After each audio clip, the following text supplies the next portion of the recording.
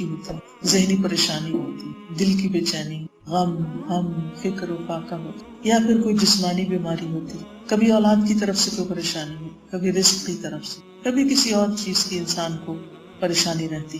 ایسے میں انسان یہ چاہتا ہے کہ کوئی ہو جو اس کی مدد کرے، کوئی ہو جو اس کے کام آئے. کون کام آ سکتا ہے سوائے اللہ کے؟ وہی ہے جس کے قبضہ قدرت میں پوری کائنات کی بادشاہت. تبارک الذی بیدہ الملک وہو علی کل شیء قدیر. بہت بابرکت ہے وہ جس کے ہاتھ میں تمام کائنات کی بادشاہت، اور وہ ہر چیز پر قادر ہے، وہ سب کچھ کر سکتا ہے.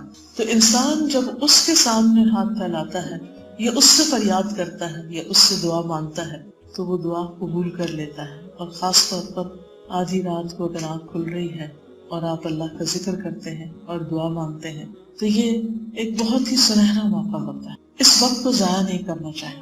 اور بعض لوگوں کے ساتھ تو یہ مشکل ہوتی ہے کہ وہ جب ان کی آنکھ کھل جائے تو دوبارہ آنکھ لگتی نہیں، کافی دیر تک سو نہیں پاتے، پریشانیاں، غم اور ہم ان کو گھیرے رکھتے ہیں.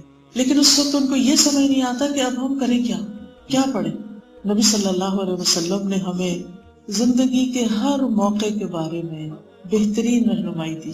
اب آپ دیکھیے کہ یہ رات کو آنکھ کا کھلنا اور رات کو انسان کا اندھیرے میں بے چین ہونا، یہ ایک قدرتی سی بات ہے، اور ہر ایک کو کم و بیش کسی نہ کسی طرح اس کا ایکسپیرینس کرنا پڑتا ہے. سوچئے اللہ کے رسول صلی اللہ علیہ وسلم نے ہمیں اس وقت بھی تنہا نہیں چھوڑا اور اس وقت بھی بغیر تعلیم اور بغیر رہنمائی کے نہیں چھوڑا کہ ہم پریشان رہیں اور حیران رہیں اور فکر مند رہیں کہ اب ہم کریں کیا، ہمیں نیند نہیں آ رہی، اب کدھر جائیں، کیا ہو. نہیں، اس وقت بھی بتا دیا گیا کہ اب آپ یہ کریں. لیکن افسوس یہ کہ یہ سارے خزانے کتابوں میں موجود ہیں. یہ ایسا ہی ہے جیسے ہمارے گھر میں بڑے بڑے باکسز ہوں اور اس میں ہیرے جواہرات بھرے ہوئے ہوں اور ہم نے ان کو لاک کر کے بند کر کے بس سجا کے رکھا ہوا ہو. آج ہمارا حال یہی ہے کہ ہمارے گھروں میں یہ ساری کتابیں ہوتی ہیں. اکثر گھروں میں بخاری ہوتی ہے اور بڑی خوبصورت چھپی ہوئی، اور پھر ہم اس کے ساتھ کیا کرتے ہیں کہ ڈرائنگ روم میں یا کہیں بھی اس کی ساری جلدوں کو خوبصورت طریقے سے سجا کے لگا دیتے ہیں اور اس کو پڑھتے نہیں. حل موجود ہے، رہنمائی موجود ہے، لیکن ہمیں علم نہ ہونے کی بنا پر ہم اس سے صحیح طور پر استفادہ نہیں کر سکتے. ہم الگ پریشان ہیں. یہ ایسے ہی ہے کہ جیسے کوئی بیمار ہو اور اس کے گھر میں دوا رکھی ہوئی ہو، لیکن لا علمی کی وجہ سے وہ اس دوا کو کھا نہ سکے اور تکلیف میں تڑپتا رہے، پریشان رہے، بے چین رہے. تو ہمیں اس پر اللہ سبحانہ وتعالیٰ کا شکر گزار ہونا چاہیے. ہمیں اس پر رسول اللہ صلی اللہ علیہ وسلم کا شکر گزار ہونا چاہیے. ہمیں اس پر امام بخاری کا شکر گزار ہونا چاہیے. ہمیں اس پر امام بخاری کے سارے استادوں کا شکر گزار ہونا چاہیے، اور اس کے اوپر کے جتنے بھی لوگ ہیں ان ساری چینز میں کہ جنہوں نے ہم تک یہ علم پہنچایا. ہم میں سے ہر شخص کی یہ خواہش ہوتی ہے کہ اس کی دعا قبول ہو. ہر شخص یہ چاہتا ہے، ہر شخص یہ چاہتا ہے اس کی پریشانیاں دور ہوں، اس کے غم دور ہوں. ہر شخص یہ چاہتا ہے اس کی نمازیں قبول ہوں.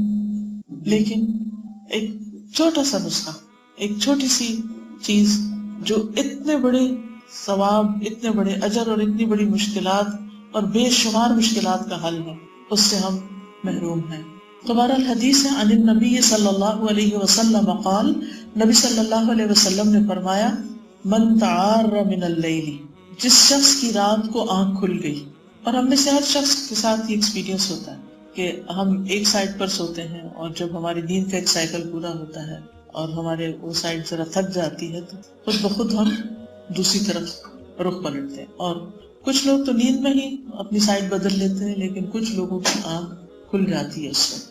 اور خاص طور پر اگر عمر زیادہ ہو تو پھر تو رات کو ایک بار نہیں کئی بار آنکھ کھلتی ہے. تو جہاں اس میں تکلیف ہے، مشقت ہے، وہاں اس میں فائدے بھی بہت ہیں.